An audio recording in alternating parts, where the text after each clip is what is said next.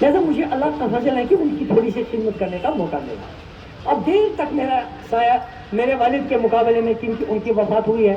I was a kid at that time when he died. لیکن والدہ کا شکر ہے اللہ کا, ان کا سایہ دیر تک میرے ساتھ تھا. اسی کی طرف اشارہ ہے.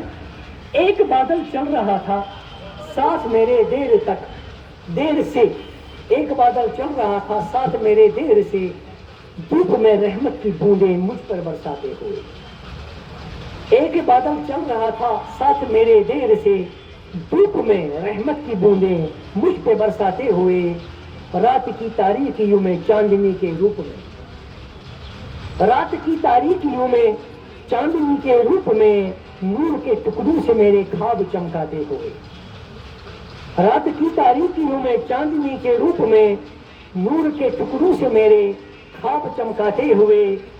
یا کبھی چنچل سی جھیلوں میں اٹھی لہروں تلے, یا کبھی چنچل سی جھیلوں میں اٹھی لہروں تلے, زندگی کے درد کی تصویر دکھلاتے ہوئے.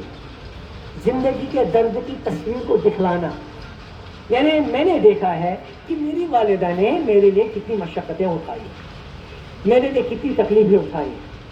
That cannot be expressed in words, but I am witness. مجھے پتا ہے. اسی کی طرف اشارہ کیا ہے میں نے. یا کبھی چنچل سی جھیلوں میں اٹھی لہروں تلے, زندگی کے درد کی تصویریں دکھلاتے ہوئے. یا میرے اجڑے گلستاں میں بہاروں کے سفیر, یا میرے اجڑے گلستاں میں بہاروں کے سفیر, تیری یادوں کے سنہرے پھول مہکاتے ہوئے. یہ میں والدہ سے کہہ رہا ہوں.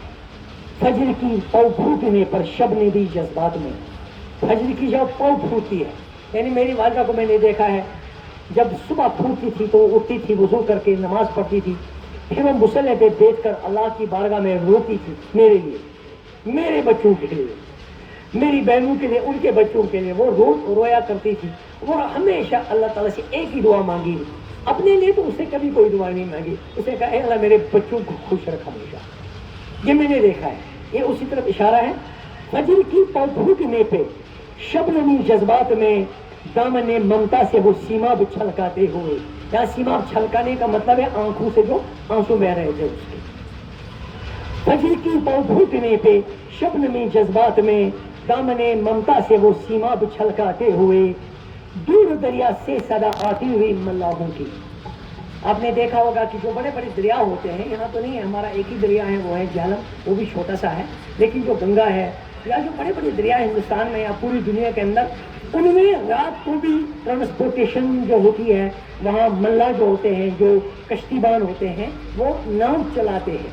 پھر وہ اس وقت ایک گیت گاتے ہیں, ملاحوں کا گیت جس کو ملہر بھی کہتے ہیں. تو وہ گیت گاتے ہیں تو بڑا خوبصورت سما ہوتا ہے وہ, اور وہ گیت بھی اچھے لگتے ہیں. اس کے طرف اشارہ ہے. دور دریا سے صدا آتی ہوئی ملاحوں کی, کشتیوں میں رات بر وہ زمزمیں گاتے ہوئے. ایک سایہ روبرو رہتا ہے میرے سامنے, ایک سایہ روبرو رہتا ہے میرے سامنے. اس کا مطلب یہ ہے کہ میری والدہ بظاہر مجھ سے بچھڑ گئی, but she is always with me. اس کا سایہ میرے ساتھ رہتا ہے. میں اسے سرگوشی کرتا ہوں, میں اسے بات کرتا ہوں, میں اس کو اپنے قریب محسوس کرتا ہوں. ایک سایہ روبرو رہتا ہے میرے سامنے, ریشمی ہاتھوں سے میرے بال سہلاتے ہوئے. بالکل جیسے میں اپنی والدہ کے گود میں کبھی سر رکھتا تھا اور وہ اپنے ہاتھوں سے میرے بال سہلاتی رہتی. ایک سایہ روبرو رہتا ہے میرے سامنے, ریشمی ہاتھوں سے میرے بال سہلاتے ہوئے. دیکھتا ہوں میں محبت کو مجسم ہو گئی, دیکھتا ہوں میں محبت کو مجسم ہو گئی. یعنی مجسم ہونا, محبت جو ہے یہ ایک جذبہ ہے, محبت جو ہے ایک رویہ ہے, لیکن یہ جذبہ اور رویہ جب مجسم ہوگا, جب کوئی انسانی روپ اختیار کرے گا تو وہ ماں بنتی ہے. دیکھتا ہوں میں محبت کو مجسم ہو گئی, نفرتوں میں پیار کا عنوان سکھلاتی ہوئی. ماں ہی سکھلاتے ہیں انسان کو پیار کس چیز کا نام ہے. بن رہی ہے کیا تیری میرے لیے بے چینیاں. یہ میں سوال کر رہا ہوں اپنی ماں سے, اے میری والدہ, اے میری ماں, کیا میرے لیے تمہاری بے چینیاں بڑھ رہی ہیں؟ تم اتنی پریشان ہو, خوابوں میں آتی رہتی ہو مجھے, کیونکہ تم وہاں عالم برزخ میں میرے لیے پریشان ہو. بڑھ رہی ہے کیا تیری میرے لیے بے چینیاں, وقت وقت سے میرے یوں خواب میں آتے ہوئے گود میں لے کر وہ دینا لوریوں کی تھپکیاں، وہ جو لوریوں کی تھپکیاں دیتی تھی، بڑے خوبصورت گیت میں نے اپنی والدہ سے سنے ہیں جو انہوں نے اس وقت گائے جب میں ان کی گود میں رو رہا ہوتا تھا۔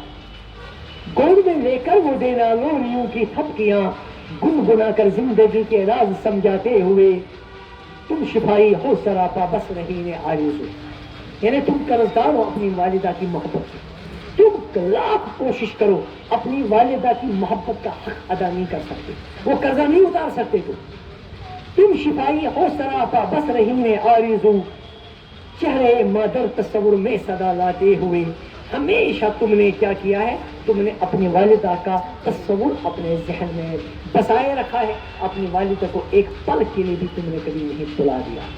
اس کی یہ وجہ ہے کیونکہ تم اپنی والدہ کی محبت کی ممتا کے قرضدار ہو، جس کو تم کوشش کے باوجود بھی کبھی ادا نہیں کر سکتے۔